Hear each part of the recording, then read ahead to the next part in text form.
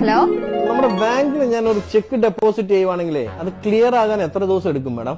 നമ്മുടെ ബാങ്കിന്റെ തന്നെ ചെക്കാണോ അതോ വേറെ ബാങ്കിന്റെ ചെക്കാണോ?